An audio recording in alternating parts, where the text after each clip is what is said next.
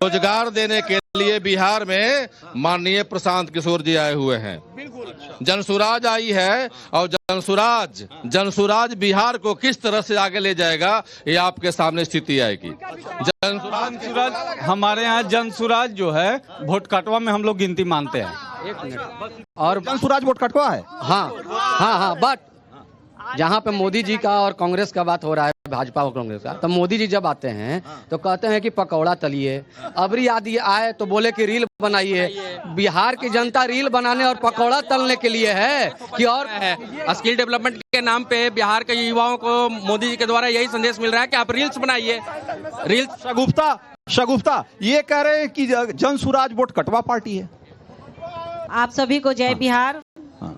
देखिए, जनसुराज वोट कटवा पार्टी है और हम दोनों पार्टियों का इतना वोट काटेंगे कि हम सरकार बनाएंगे। मुमताज अहमद भाई, आपकी पार्टी जो है उसने शराबबंदी को सबसे बड़ा मुद्दा बना रखा है। और देखिए यहाँ ज्यादातर लोग कह रहे हैं कि तो घर घर में शराब जो है होम डिलीवरी हो रही है। काहे की शराबबंदी भाई? सबसे पहले छठ की हार्दिक शुभकामनाएं और नव भारत टाइम्स की ओर से ये जो कार्यक्रम आयोजित किया गया है इसके लिए आपको बहुत बहुत बधाई रंजीत भाई। हम ये कहना चाह रहे हैं कि सरकार ने जो कानून बनाया शराबबंदी का और उसको तोड़ने वाले भी हम ही लोग हैं, तो सरकार तो हमसे बनती है ना। अभी बोल रहे हैं कि शराब हर घर में बिक रहा है, तो जब शराब पीने वालों की संख्या ज्यादा होगी तो सरकार हमारी विचार करेगी इस पे। लेकिन अभी तक तो लाइन ऑर्डर हम लोग कायम कर रहे हैं कि शराब जहां भी बिकते हुए पकड़ा जा रहा है उस पे कार्रवाई की जा रही है, लोग जेल भेजे जा रहे हैं, जनता मनाती है। कठोर सबसे पहले तेजस्वी कर रहे हैं कि 3 करोड़ लोगों को हम रोजगार दे देंगे, नौकरी दे देंगे, घर नौकरी दे देंगे। तेजस्वी रोजगार देगा, पूरा भरोसा है। कम से कम मोदी जी जैसा रील पे और रवि किशन जैसा समोसे पे तो नहीं बात कर रहे हैं, कम से कम नौकरी पे तो बात कर रहे हैं तेजस्वी यादव। अनिल सिंह जी ये कह रहे हैं कि आपकी पार्टी जो है वो पूरा चुनाव हिंदू मुसलमान कर रही है। अच्छा, वक्फ बोर्ड बात करे तेजस्वी, हिंदू मुसलमान हम कर रहे हैं। अरे हम सबका साथ, सबका विकास, सबका प्रयास उसकी पार्टी है। और ये कांग्रेस के और राजद के धर्मेंद्र पासवान, रवि जी, इन लोग का काम है क्रिएट कियोस्क। जहाँ कियोस्क क्रिएट होगा, जहाँ अराजकता होगी, वही सत्ता की लड़ाई होगी। युगांडा में, इथियोपिया में, हुती, कहाँ पर सत्ता का ज्यादा लड़ाई है? जहाँ पर कियोस्क है, अशिक्षा रहेगी। सबसे ज्यादा एम्प्लॉयमेंट के लिए, इंडस्ट्रियल डेवलपमेंट के लिए क्या जरूरी है? Law, safety of life and property, जिसको डैमेज किया इसने, जिसने market, private equalization bill, equalization bill, ठीक है उदय उज्ज्वल एक मिनट। अनिल सिंह जी एक मिनट रुकिए। उदय उज्ज्वल कह रहे हैं कि तेजस्वी, अब तो आनंद सागर का भाई है, एक मिनट अब तो एक सवाल का जवाब दीजिए। एक मिनट रुक जाइए। एक सवाल का जवाब दीजिए कि तेजस्वी बीच चुनाव ये वक्फ बिल इसलिए ले आए क्योंकि खुद मुख्यमंत्री बन गए, एक को उन्होंने डिप्टी सीएम घोषित कर दिया और मुसलमानों को आज भी दरी बिछाने वाला घोषित कर रखा है। तो इस डर से वक्फ कानून उठाया जा रहा है। नहीं, आप भट कर रहे हैं। नहीं, मैं पूछना चाह रहा हूँ। जवाब दीजिए मेरे तरफ से। जवाब दीजिए उज्ज्वल। आप बेरोजगारी की बात कीजिए, पूछ लीजिए जितने लोग हैं ये सब पलायन की बात कर रहे हैं, बेरोजगारी की बात कर रहे हैं। और नीतीश सरकार, रंजीत भाई, नीतीश सरकार जितना लाठी चलवाया है यूथ पर, सबका हिसाब होगा आने वाला 14 के बूथ पर। जितना लाठी चलाए हैं यूथ पर, सबका हिसाब होगा बूथ पर। ये कह रहे हैं, ये बोल रहे हैं कि नौकरी कहाँ से देंगे। तो ये जो सरकार है अभी जो 10-10 हजार का लोभ दे करके सबके दी है, ये पैसा कहाँ से आया ये भी पूछ लीजिए ना। कहाँ से? तो ये जीविका दीदियों को 10-10 हजार रुपया देना और 3 करोड़ नौकरी देना, दोनों बराबर बात है। नहीं, देखिए ये जो 10-10 हजार रुपए हैं वो गांव में छोटे छोटे काम खड़े करने के बाद जो सफल होंगी महिलाओं को आगे लाने के लिए है। अब इसको अगर हम ये मान लेते हैं कि वोट का घूस है तो एक राजनीतिक वातावरण है। पहले से पूरे देश में सेल्फ हेल्प ग्रुप बना के, जीविका दीदी बना के, लखपति दीदी बना के, कि भारत के जो जैसे औरंगाबाद है तो यहाँ के जो संस्कार चरित्र है, महिलाएं यहाँ क्या कर सकती है अपने घर का संभालते हुए, उसके लिए उतनी मदद है कि आप इतनी करिए, आगे बढ़िए तो और आपको देंगे। तो इसको उस रूप में लेने की जरूरत ये आचार संहिता आने के बाद दिमाग में आता है सरकार को। आचार संहिता जब आता है तब सरकार को समझ में आता है कि 10,000 देना चाहिए।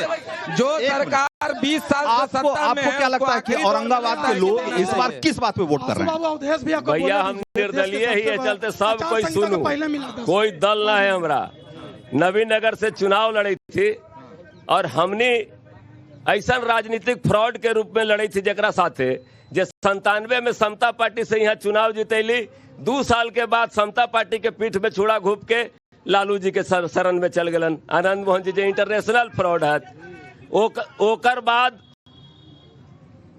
2000 के बाद लालू जी इनाम दिल सांसद शिवहर से, ओकर बाद वो लालू जी के भी छुड़ा घोप के कांग्रेस के पास चल गलन।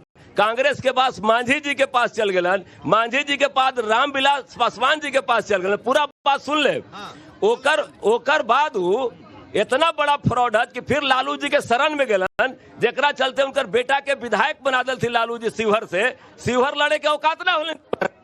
वो इतना बड़ा शिवहर छोड़ के फिर 200 किलोमीटर, ये नटवर लाल वाला बात है। अच्छा, ठीक है, मैं आपके पास आऊंगा। देखिए, सुनिए एक मिनट। हम लोग ज्यादातर मौकों पे जब जाते हैं तो ऐसे ही लोगों की भीड़ होती है, आदमियों की भीड़ होती है। हमारे साथ कुछ लड़कियां हैं, महिलाएं हैं, इनकी बात भी जानना बहुत जरूरी है। ये क्या सोच रहे हैं चुनाव को लेकर के? क्या लगता है आपको? बात करें हम लोग इस पे। वोट इस बार किस चीज पे पड़ना चाहिए? मुझे भी यही लगता है कि जितना ज़्यादा रोज़गार हो हमारे बिहार में, वो हम खासकर हमारी लड़कियों के लिए बहुत ही अच्छी बात है, क्योंकि हम लोग बहुत ही मिडिल क्लास फैमिली से बिलोंग करते हैं और हमारे लिए रोज़गार और उसके साथ साथ कला संस्कृति को भी बढ़ोतरी मिलनी चाहिए। तो आपको क्या लगता है कि कौन सी सरकार या कौन सी पार्टी ये ज़्यादा बेहतर तरीके से कर सकती है? इस मामले में मुझे इतनी जानकारी नहीं है कौन सी पार्टी, लेकिन मुझे ऐसा लगता है कि कांग्रेस को इस बार जीतना चाहिए। कांग्रेस को जीतना चाहिए। आपको क्या लगता है? मुझे भी यही लगता है कि इस बार तेजस्वी यादव को ही जीतना चाहिए। अच्छा, तेजस्वी यादव को क्यों? क्योंकि उन्होंने ये वादा किया है, पहले भी जब हम लोग मिले थे उनसे तो वो ये बोले थे कि जब वो मतलब उनकी जब हो जाएगी ये तो वो सबको रोजगार देंगे। अच्छा, तो कह रहे हैं कि हम सब घर में एक आदमी को नौकरी देंगे। वो क्या दे सकते हैं? जो कह रहे हैं वो कर देंगे। जो बोले वो कर दिए, जो बोले थे वो जॉब दे दिए और जो बोले वो आगे भी करेंगे। आगे भी कर देंगे जी। आपको क्या लगता है? कर देंगे? रोजगार देने में कामयाब रहेंगे तेजस्वी यादव?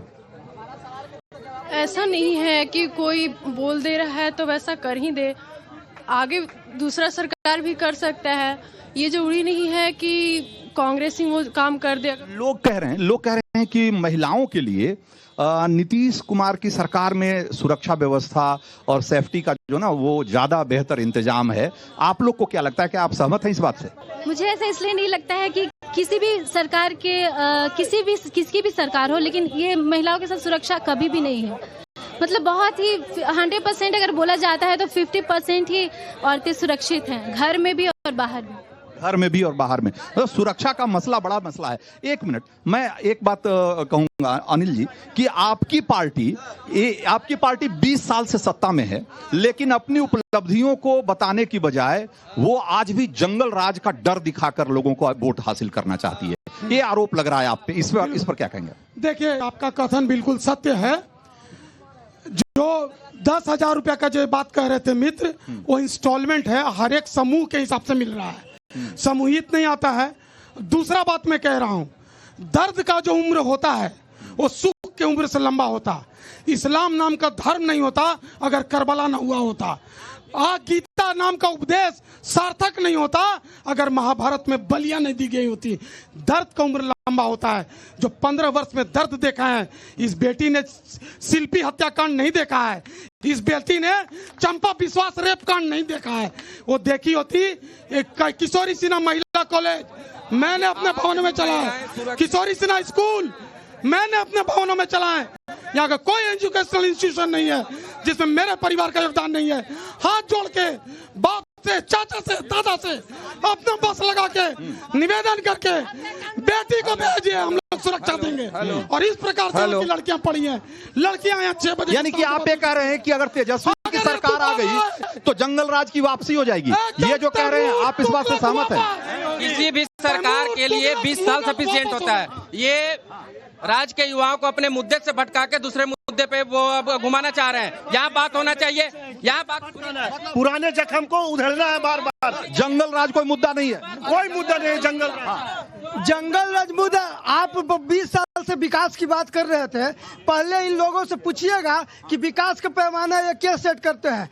जिस सदर विधानसभा में आपका बयान चल रहा है, अगर 5 बजे के बाद इसी का जो एक प्रखंड देव आज महत्वपूर्ण प्रखंड है, वहाँ 5 बजे के बाद जा नहीं सकते थे। वहाँ की महिलाएं अस्पताल में आ नहीं सकती थी। जिस अस्पताल के विकास की बात कर रहे हैं, वहाँ नक्सलवाद इतना चरम सीमा पे था। आप रोजगार की बात करते हैं, रोजगार तेजस्वी जी जिस लालू ने मुख्यमंत्री रहते अपने बेटा को नहीं पढ़ा सका। इनसे पूछे कि उस समय साधन की व्यवस्था था, जब पैदल लोग जाता था तो मीडिया बन के जाते थे। आज साधन की व्यवस्था मीडिया, तब तो जानकारी हो रहा है। उस समय तो रोड ही था, लेकिन उस समय फंड नहीं था तो लोग जानता नहीं था कि कौन क्षेत्र में काम हो रहा है। लेकिन अब विकसित। अच्छा ठीक है। तो जंगल राज मुद्दा नहीं है कुल मिला के, जंगल राज मुद्दा। हम कह रहे हैं कि लालू यादव जो सामाजिक न्याय के ढोल पीटते हैं, तो मुसलमान को 29 टिकट दिए और अहीर के दिए 70। ये कैसा सामाजिक न्याय है? हाँ जी, पूछ रहे हैं कि कैसा सामाजिक न्याय है? मुसलमानों को आपने टिकट इस बार नहीं दिया ढंग से, ये कह रहे हैं कि 70 हम लोग कैसे ले? अरे इनसे पूछिए ना सामाजिक न्याय। नहीं उनसे। अरे औरंगाबाद के 6 विधानसभा में सामाजिक न्याय देखना है रंजीत भाई, तो आप औरंगाबाद के 6 विधानसभा की चर्चा कीजिए। अगर 6 में 6 जात मेरा उम्मीदवार नहीं रहेगा तो मैं सामाजिक न्याय की बात करना छोड़ दूंगा। आप इनसे पूछिए कि सामाजिक न्याय यही होता है कि सोन पार से पानी लाने की बात हुई थी, ये उम्मीदवार लेकर आ गए। इनको शिवहर से तो नहीं, सामाजिक न्याय की बात कर रहे हैं तो मुसलमानों के लिए आपने उप मुख्यमंत्री का नाम अनाउंस क्यों नहीं किया? घोषणा किया। ये पूछ रहे हैं मुसलमान उप मुख्यमंत्री होंगे तो अनाउंस क्यों नहीं करते? नहीं है, अनाउंस क्यों नहीं करते? जो भी मजबूत चेहरा जीत कर आएंगे, एक मुसलमान का चेहरा उप मुख्यमंत्री होंगे। ये कोई चर्चा का विषय नहीं है। आपने अपना चेहरा